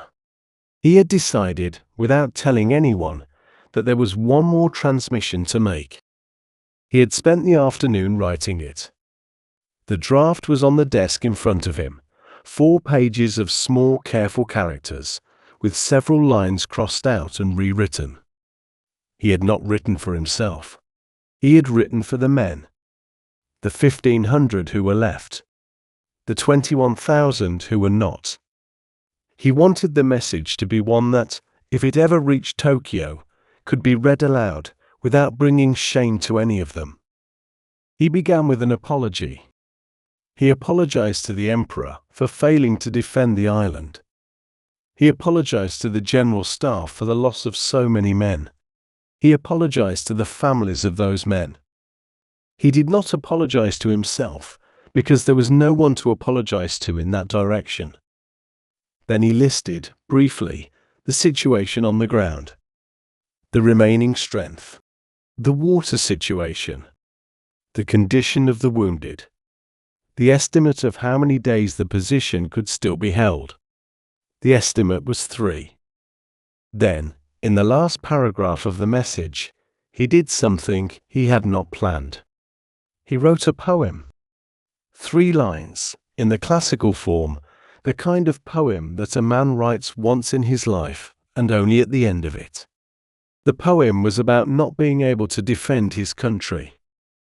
It was about a body that would lie in a field, unburied, while grass grew around it. It was a poem that anyone who read it would understand was a farewell. He gave the message to a young radio operator who had remained with him. Not the boy he had dismissed earlier, but another, older, a sergeant with a steadier hand. The sergeant began transmitting at 2300 hours. The message went out in code, character by character, in the slow pulse of Morse against the static. Kuribayashi listened. He could read Morse fluently. He followed his own words as the sergeant tapped them out, and he heard them become something other than words, sound, rhythm, a small disciplined music carried into the air above the rock. The transmission took 43 minutes. When it ended, the sergeant looked up. He waited for an acknowledgement from Tokyo. The acknowledgement did not come. He waited for an hour. Nothing. He looked at Kuribayashi. Kuribayashi told him to retransmit. The sergeant retransmitted. 43 minutes again. Then the wait. Then the silence. Tokyo had received the message. A clerk in the communications room of Imperial General Headquarters had taken it down on a pad of paper, line by line as it came in. He had read it through once. He had read it through again. Then he had walked it to the duty officer. The duty officer had read it. He had stood with the pages in his hand for some time, looking at the wall opposite his desk, the way Kuribayashi at that same moment was looking at his wall. Then he had folded the message and placed it in a drawer. He had not woken his superiors. He had not transmitted an acknowledgement. He had told the clerk to go home. The duty officer's name was Major Hori. Years later, after the war, he would explain that he had not known what to say. No one had known what to say. An acknowledgement would have been an admission that the message had been understood as final. Silence was easier. Silence required no decision. In the bunker on Iwo Jima, Kuribayashi waited until 2 in the morning. Then he told the sergeant to switch the set off. The hum stopped. The bunker was quiet again. Kuribayashi gathered the 4 pages of the message from the desk. He folded them. He placed them in the leather case, on top of the 11 letters that were already there. Then he closed the case. He did not open it again. It happened in the dark. 3 in the morning, the 26th of March. The Marines on the western edge of the island, in a bivouac near the airstrip, were asleep. Most of them had been on Iwo Jima for 35 days. They had stopped sleeping deeply some time ago. But on this particular night, with the battle officially declared over 4 days earlier, with the tents pitched and the cooking fires banked, with the rumor going around that the division would be shipped out within the week, on this night they had allowed themselves something close to rest. 300 Japanese soldiers came up out of the rock. The exact number is uncertain. The American casualty reports counted approximately 300 enemy dead afterwards, but the Marines who survived the attack remembered later that there had seemed to be more. They came from a ravine on the western side of the airstrip, from an entrance the demolition teams had missed. They had gathered there in the previous days, slowly, men from different units, men who had not seen each other since the early weeks of the battle. They had organized themselves in the dark. They had agreed on a direction. They came forward together. It was not a banzai charge. Kuribayashi had forbidden the banzai charge from his first day on the island, and even now, in the last action of the campaign, the order held. The men did not shout. They did not run with their swords held over their heads in the way the manuals of the older war had described. They moved in small groups. They worked their way through the bivouac with rifles and grenades and bayonets, going tent by tent, killing what they could before being killed in turn. It was the most disciplined attack the Japanese had launched in the entire campaign. The Marines fought back from positions of complete confusion. Men ran out of tents in their underwear. Officers tried to organize lines of fire by voice in the dark. A young pilot from the airstrip, whose unit was nominally non-combatant, picked up a rifle from a dead Marine and fired it for the first time in his life. By dawn, more than 50 Marines were dead. 100 were wounded. The bivouac, when the sun rose, looked like the early days of the battle had returned for one last night. Among the Japanese dead, the Marines searched for officers. Identification on the bodies was difficult. The men had removed their insignia, perhaps deliberately, perhaps because the insignia had simply worn away in the months of digging. One body, lying near the center of the action, was that of a senior officer. The man wore a sword. The sword was of fine quality. The man had been shot several times. A young intelligence officer who examined the body believed, briefly, that he had found Kuribayashi. A second examination, by an interpreter who had seen photographs of the general, suggested otherwise. The body was not Kuribayashi. The sword was not his sword. Where Kuribayashi was, no one knew. No one would ever know. Some of the surviving Japanese, captured in the days afterwards, said the general had led the attack in person. Others said he had remained in his bunker and committed seppuku before the men went out. Others said he had been killed by an artillery shell 2 days earlier, and that the attack had been organized by his subordinates without him. The accounts contradicted each other. The body was never identified. The leather case was never found. By the time the sun rose, the bivouac was quiet. The Marines counted their dead. The Japanese dead lay where they had fallen, across the airstrip, between the tents, in the small ravines they had used to approach. The Marines did not search for any one specific body among them. They searched for documents, weapons, anything that could be filed with the after-action report. The general, if he was there, was simply one body among 300. The general, if he was somewhere else, was already beyond the reach of the men looking. A breeze came up from the south. It carried the smell of the sea, and underneath the sea, the warmer smell of the volcanic rock that had not yet cooled and would not cool that day or any day after. The Marines began the work of clearing the ground. No one looked for Kuribayashi by name. No one would, ever again. The morning of the 26th. The sun came up the way it had come up for 36 days, over a sea that did not know what had happened on the rock. The Marines on the airstrip were counting bodies. They counted slowly. No one was in a hurry. 6,821 Marines dead. 19,217 wounded. Of the approximately 21,000 Japanese soldiers who had been on the island when the campaign began, 216 were taken prisoner. The rest, more than 20,000 men, were dead, or buried in the sealed caves, or still alive somewhere beneath the rock, hiding in chambers the Americans had not yet found. The numbers were the inverse of every Pacific battle that had come before.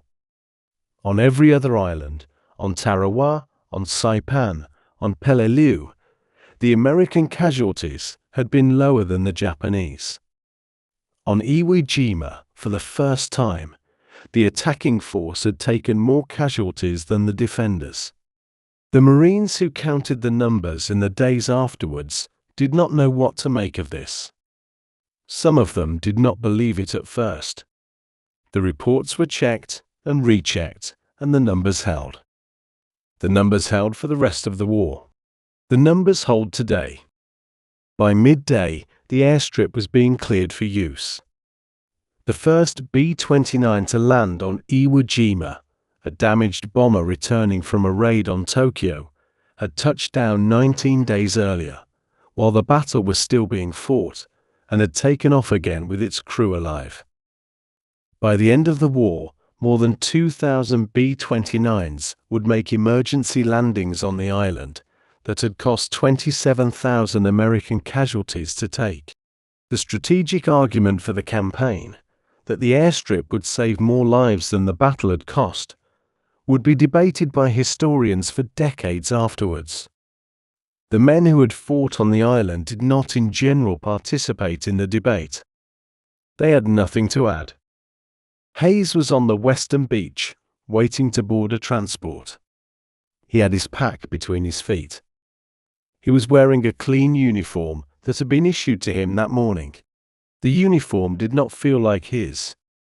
The boots were the same boots he had landed in, but they had been cleaned, and the volcanic ash had been brushed out of the seams, and they did not feel like his either. A sergeant came down the line, checking names off a list. When he reached Hayes, he looked at him for a moment longer than at the others. He did not say what was on his mind. He marked the list and moved on. The men around Hayes were quiet. Some of them knew who he was. The ones who did not knew that the ones who did had stopped talking about it. He looked, for a moment, at Mount Suribachi. The mountain was visible in the distance, dark against the pale sky, with the small flag still flying at its summit. He had told himself he would not look at it again. He looked at it now. Then he looked away. The transport was loading. He picked up his pack. He walked up the ramp. He did not turn round at the top. The island behind him was quieter than it had been in 9 months. The picks had stopped.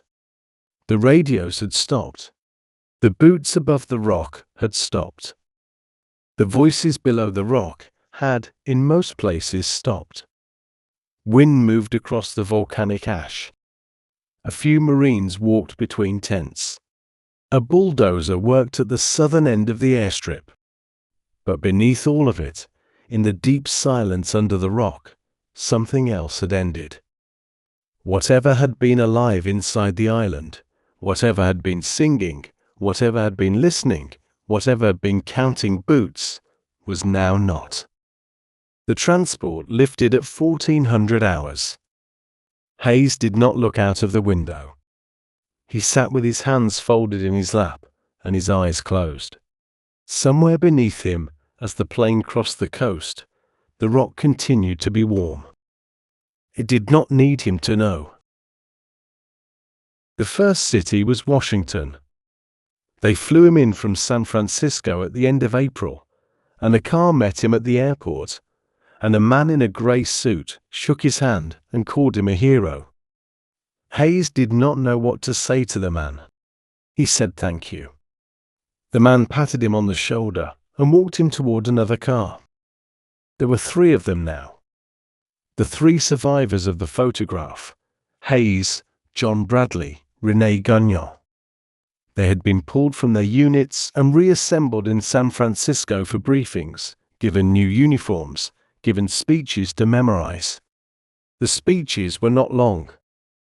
Each man would say a few sentences at each stop, and then bonds would be sold, and then they would be taken to the next city. The tour was scheduled for 33 cities in 7 weeks. Hayes had not slept properly in any of the rooms he had been assigned to since leaving the Pacific.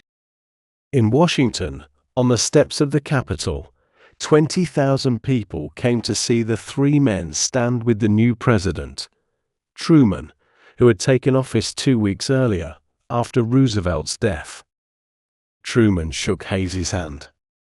The photograph that was taken at that moment shows Hayes looking somewhere just past the president's shoulder, with an expression that the newspapers would later describe as modest. He was not being modest. He was looking for somewhere to put his eyes that was not a face. The crowd cheered. The bonds sold. The tour moved on. Boston, New York, Philadelphia, Chicago. In each city, the same routine. A motorcade. A speech. A ceremony where the 3 men were photographed with whatever local dignitary the Treasury Department had arranged. Hayes drank, in Chicago, more than he had ever drunk before. He drank because the rooms had begun to feel small. He drank because the hands kept reaching for him. He drank because, when he closed his eyes at night in the hotel beds the Treasury Department had arranged, he could still hear something underneath him. A song he was no longer certain had ever been real, in a language he had never spoken, sung by a man whose face he had never seen. In a hotel room in Chicago, on the 8th of May, the day the war in Europe ended, he tried to explain it to Bradley. Bradley was the medic, a practical man, a man who had treated wounds, who had kept his head, who would, in the years after the war, almost never speak about Iwo Jima at all. Hayes told Bradley about the singing, about the cave on the eastern slope, about the satchel charge, and the moment when the song had stopped, Bradley listened. He did not interrupt. When Hayes was finished, Bradley said gently that a lot of things had happened on that island that did not need to be carried home. He suggested Hayes try to sleep. Hayes said he would.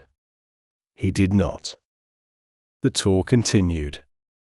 The bonds raised, in the end, more than $26 billion.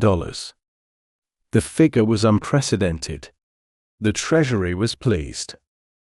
The photograph, by July, had appeared on a postage stamp. A sculptor had been commissioned to begin work on a bronze monument. The monument would eventually stand across the river from Washington, 23 meters high, the largest bronze sculpture in the world. The figure third from the right would be Ira Hayes. He returned to Arizona in the late summer. He had been told that his service was over. The Marines had no further use for him. He went back to the reservation, to the small house his family had lived in before the war. The river was still dry. The cottonwoods along the bank were still dying. His mother held him for a long time when he came through the door. She did not ask him about the photograph. He did not mention it. That night, he sat on the porch alone after the family had gone to sleep, and he listened to the desert. The desert was quiet. The sky was full of stars. Somewhere, deep in his hearing, a melody continued, soft, broken, a song he could not identify and could not stop. He sat with it until the sky began to turn grey. The melody did not stop when the light came. He understood then that it was not going to. The official notification never came. That was the strange thing. Other families on the street received the small folded papers from the Ministry of War, the formal acknowledgement, the careful phrasing, the words that meant a man would not return. Yoshii did not. Her husband had been the commanding officer of an island that no longer existed in any meaningful sense, and the records of his death, if records had ever been made, were either lost or had never been written down. She lived for years with the possibility that he was alive somewhere. A prisoner. A man who had survived in a tunnel and been captured and sent to a camp the Americans had not yet released. Tokyo had burned in March of 1945, the same month as the battle on Iwo Jima, and the Higashi-Nakano district had not been spared. The small house with the persimmon tree had been damaged but not destroyed. Yoshii had patched the roof herself. She had kept the wooden box on the high shelf in the kitchen, with the letters inside it, and after the surrender, when news had begun to come back from the southern islands, she had taken the box down once and read every letter again, and then put it back. She did not take it down again for a long time. Tarō was 12 when the cherry trees bloomed in the spring of 1948. He stopped on the corner of his street to look at them. He did not ask his mother any more whether the war would be over by summer. The war had been over for 3 years. But Tarō, who had inherited from his father a quietness that the boys at school did not understand, had begun, in the previous winter, to ask a different question. He had begun to ask his mother whether his father was dead. She had answered, "We do not know." She had answered it the way she had once answered the easier questions. "We do not know." Shash. In 1968, more than 20 years after the battle, a Japanese mountaineering team that was searching the caves of Iwo Jima for the remains of soldiers found, in a deep chamber on the northern plateau, a leather case. The case had been protected from the volcanic moisture by its position, high on a rock shelf, in a chamber that had been completely sealed since March of 1945. The case contained 12 documents. 11 letters addressed to a wife, 2 sons, a daughter, and various other family members. 1 4-page transmission written in the careful hand of a senior officer. A poem at the end. The case was returned to the family.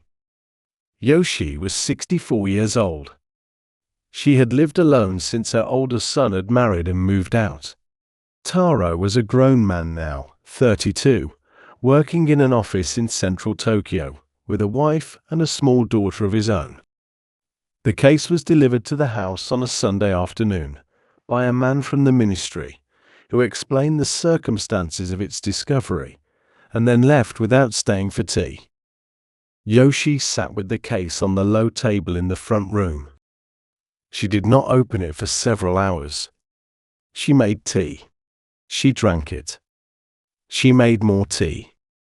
When she finally opened the case, in the late afternoon, she took the letters out one by one and arranged them on the table in front of her, in the order she believed they had been written. She read the first, then the second, then the third. The room was quiet. Outside, a neighbor's child was practicing the piano, a slow, simple melody, repeated several times, with mistakes in the same places. The letter to her, the first one, the one he had written in June of 1944 and never sent, was almost exactly what she would have expected him to write. The weather. The persimmon tree. The small restaurant in Washington with the cherry trees. She read the line about the restaurant twice. She still could not remember the name. She had been trying to remember it for 24 years. She read the unfinished letter to Yoko. 4 sentences. A blank space afterwards where the rest of the letter should have been. She held the page for a long time. She understood, in a way she had not understood before, that her husband had not finished the letter because he had not known how to. Not because he had been interrupted. Because the words for what he wanted to say to his daughter had not existed for him. She folded the letter and placed it back in the case. That evening, when Tarō came to visit, she showed him the case. She did not say anything. He read the letters at the table where she had read them. He read them slowly. When he had finished, he sat with his hands folded in his lap for a long time, looking at the wall. Then he asked his mother, quietly, whether she now knew how his father had died. Yoshii thought about the question. She said no. The letters did not say. The letters had been written before. The death itself was still somewhere they had not been told about. Tarō nodded. He did not ask again. Baptula, Arizona. The 24th of January, 1955. A cold morning, colder than the desert usually allowed itself to be, and a man named Henry, Satoyant, walking out to check on a corral at the edge of the reservation, found a body in the dirt beside an abandoned adobe hut. The body was lying on its back. The man was in his early 30s, though the face had aged in a way that suggested otherwise. An empty bottle was on the ground beside him. Satoyant recognized him. Most people on the reservation would have. The cause of death, when the coroner filed his report 2 days later, was given as exposure and acute alcoholism. Uri Hayes was 32 years old. He had spent the previous evening drinking with a small group of men at a card game several miles away, and had walked home alone, in the dark, in a temperature that fell to nearly freezing. He had not made it back to his family's house. The distance he had been walking was approximately 4 miles. He had completed about 3 of them. The newspapers, when they wrote about him, mentioned the photograph. The obituaries mentioned the photograph. The radio broadcasts mentioned the photograph. A song was written, a few years later, by a folk singer named Peter Lafarge, that mentioned the photograph and was recorded by Johnny Cash, and the song became, for a time, the way most Americans remembered the name Ira Hayes. The song was sad and respectful and carried, for those who listened to it, the weight of a tragedy that had a clear shape. The shape was simpler than the truth. But the song did what songs do. It gave the man a place to be remembered. What none of the obituaries mentioned, because none of them knew, was that Hayes had spent the last 10 years of his life listening to a song he could not identify. A melody that began somewhere underneath him and never quite stopped. A voice he had heard once, possibly twice, on a volcanic island 10,000 miles away, sung by a man whose face he had never seen and whose language he had never spoken. The man had almost certainly died inside a sealed cave on the eastern slope of the northern plateau, on a date that no one had recorded. But the song had not died. The song had traveled with Hayes, across the Pacific, across America, across the years, and it had been with him in the dirt, beside the adobe hut, on the cold morning when he stopped walking. The island was still there. It would always be there. The volcanic rock had not cooled. Mount Suribachi rose at the southern end, the same height it had always been, with a small concrete monument near the summit where the flag had once stood. The tunnels beneath the island were mostly sealed. Some had been opened by Japanese recovery teams in the years that followed, looking for remains. Most had been left alone. Inside them, in chambers that no one had entered for a decade, the air was still warm. The rock was still warm. The bodies of men who had once sung or prayed or counted boots above their heads lay in postures of long quietness. The island had outlasted them. The island had outlasted everyone. If you have stayed with us through all of this, through the sand, through the tunnels, through the singing and the silence, that means something we do not take lightly. The archive will continue. There are other islands. Okinawa, where a battle even larger than this one was already beginning while Hayes was being flown home. Peleliu, where the rock was harder and the men fewer. Saipan, where the cliffs are still remembered for what fell from them. The Pacific is full of these stories. We will return to it slowly when the time is right. For now, the volcanic rock continues to be warm. Somewhere beneath it, in a chamber no one has opened, a leather case is no longer there, but the silence where it used to be is. Above the rock, on the surface, the wind moves across the volcanic ash the way it moved on the morning of the 19th of February, 1945. The wind does not remember. The wind does not need to. The rock remembers. The rock will go on remembering, in its slow, patient way, long after every name in this story has been forgotten by everyone who is alive to forget it. This is where we leave them. Haze in the dirt beside the adobe hut. Kuribayashi somewhere in the rock, in a place that was never named.